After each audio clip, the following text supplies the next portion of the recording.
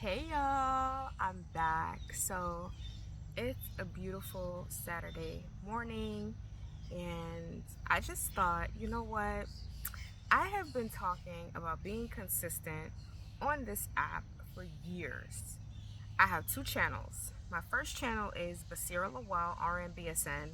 I have about 50 subscribers over there. And then I have this channel, which is what I'm trying to work on, which is Healed Mom Life. Healed Mom Life is going to be a combination of, work-life balance between being a mom, focusing on my mental health, emotional health, spiritual health, community, having a village, and of course, as the name implies, being a mom who is healed so that I'm not passing down any generational trauma to my child. I have a daughter and she is 3 and she is my world. She's the light of my life. She's my entire family. Those of you millennials out there who are finding yourselves, loving yourselves, and going no contact with whether it's abusive parents, family members, or figures that you had in your life as a child that you've decided are no longer healthy for you, you can understand where I'm coming from. But I just wanted to do this video because, y'all, it's been 2 weeks since we moved from Georgia and we are now in the DMV area. And I am just so grateful and so thankful to God at the warp speed in which I've accomplished some of the things I've accomplished. So, for starters, all of you know I'm a registered nurse. For those of you who are new here, my name is Basira. On this channel, I go by Healed Mom Life. Okay, and I've been a registered nurse for 12 years. I was originally licensed in the state of New York. That's where I went to school. And then I worked in New York for about 7 years. Yeah, 7 years. And then I moved to Georgia and I was licensed in Georgia. I stayed in Georgia for about 5 years and now I'm in the DMV area. So I have my licensure in the state of California because I've traveled there before, the state of New York, the state of Georgia, and now the state of Maryland. Well, that's in the works. But the state of Maryland owes me nothing. The state of Maryland owes me nothing because ever since I've been here, I have not received anything less than warmth, community, support, love. I wish I moved sooner, to be honest. I wish that I had a plan in place for when I initially had my daughter to just pick up and move here.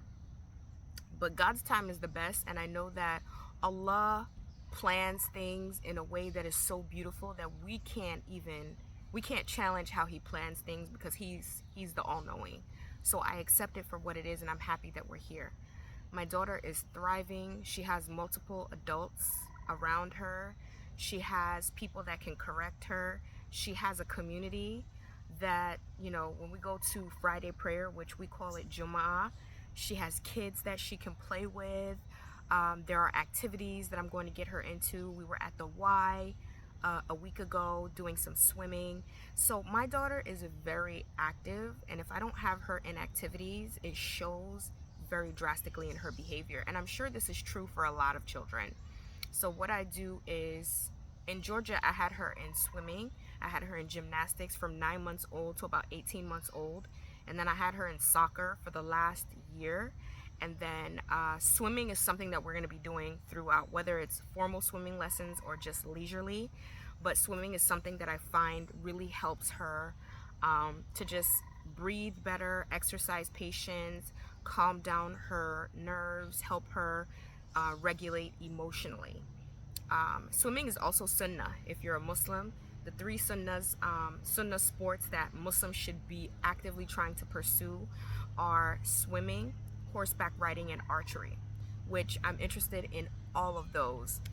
But anywho, we're at the playground and I just see her thriving in such a way that I've never seen when we lived in the 3 years of her life that she's lived in Georgia, and I'm so happy. Also, there are a lot of people around here that look like me.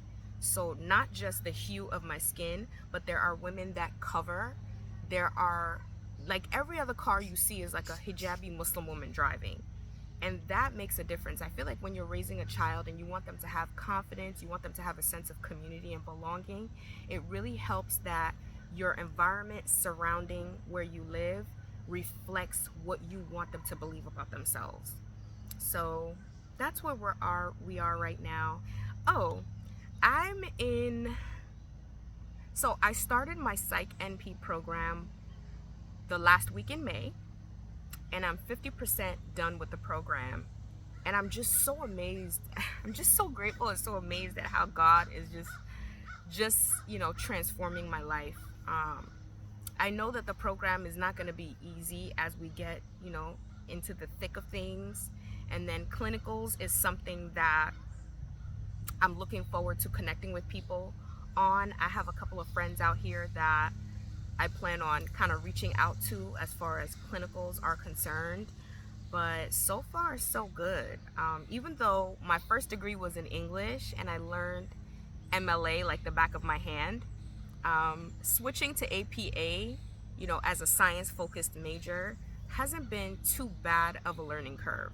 I feel like once you have the basics of writing, following any writing style becomes easy once you know the resources that you need to, format things the proper way, like citations and quotes and paraphrasing and making sure that you're not plagiarizing, right? So far so good. My professors have been nothing less than wonderful, and we are just surrounded by beauty and nature, and I'm just basking in the peace that I feel having the community that I have. For those of you who don't know, I am a motherless mother. So I lost my mom about 2025 will be 10 years ago. And it has really informed. So being a motherless mother has really informed how I mother. Of course, there's no person to kind of guide you. There's no person to give you little pointers. There's no person to kind of help you anticipate what to expect next. So you kind of have to figure out everything on your own. And this is one of the reasons why I'm so interested in psychiatric mental health as my nurse practitioner specialty, because there are so many women out there suffering in silence. So many mothers that are struggling with anxiety, depression, undiagnosed mental health issues that they haven't looked into because they don't have the resources, or maybe they lived in underserved communities that make it difficult for them to have access to the right type of mental health care. Postpartum depression causes death.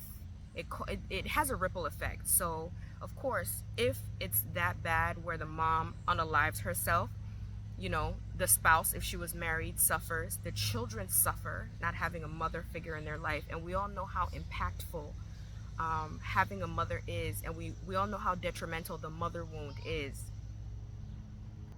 So yeah, we all know how detrimental that wound is. And so before it even gets to that point, one of my goals as a psychiatric mental health nurse practitioner is to offer these services to underserved communities, assess patients and find out if they have any of the warning signs, and mitigate the issue before it even becomes an issue. That is my goal, especially for Black and brown women who look like me, because unfortunately in the society that we live in, we're often overlooked. We're often unheard when we have symptoms that are concerning to us. And we're just often not given the care and the compassion and the delicacy and the tenderness that's needed to help heal us mentally with whatever it is that we're going through. Okay, so psychiatric mental health nurse practitioner is something that I'm really passionate about. There are a lot of mothers like me who are motherless mothers who are dealing with grief that they don't know how to deal with it. They don't understand coping mechanisms. They don't even know the resources available to them, whether it's a warm line, whether it's a crisis helpline, whether it's looking for therapists that look like them, that take their insurance. There are also, depending on the state that you live in, there are counties that will offer you free mental health resources or free mental health therapy or health care. for free while you obtain insurance or figure out what accepts your insurance. So it's just, this is like my dream. People don't often talk about how marginalized communities like the Black community, and even the Muslim community to some extent, because of the religiosity and some of the rules, some of the patriarchal norms that we find that don't necessarily align with the religion, but they exist there. People don't talk about how it negatively impacts the mental health of women, and anything that impacts women also impacts children, right? So this is my dream. I wanted to come here and yap. Hopefully everything I said made sense, because I had to go do mommy duties and swing my daughter on the swing and make sure that she's playing safely. But so yeah, and you know, no place is perfect. Another thing that has been a really source of a source of good news and just contentment for me is within 2 weeks of arriving, I had already had well, I had an interview before I came, so I already had an offer before I came, and it's starting at the end of the month, which I'm super excited for. And I just can't be thankful enough to God for just all the blessings. I know I keep saying that, but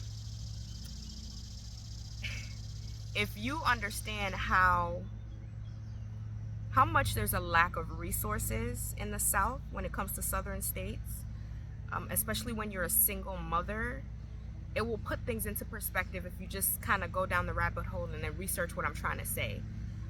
So even though I'm a registered nurse, I've been practicing for 12 years, they made things so very difficult. There's a lot of things that have happened that prompted this move that I'm not ready to like delve into yet or discuss. But once I've processed it a little bit better, I'll definitely make a video on it. But I'm just not at that point right now. But I just wanted to make this cute little video and show you guys that we are thriving here in the DMV area. I have friends already. I have community. Something that seemed like a dream in Georgia. Georgia is very, it's the Bible Belt. Where we lived was the Bible Belt. We lived in a suburb called Suwanee. I don't know if you've ever heard of that suburb, but it's a beautiful area. It's very clean. There are sprinkles of Black people here and there, but I would say it's predominantly Asian and Caucasian. It's very clean. It's very nice. The school systems are one of the best in the state, I believe. And that's one of the reasons why I decided to stay over there. I wanted something different from New York City grind. I wanted a slower pace.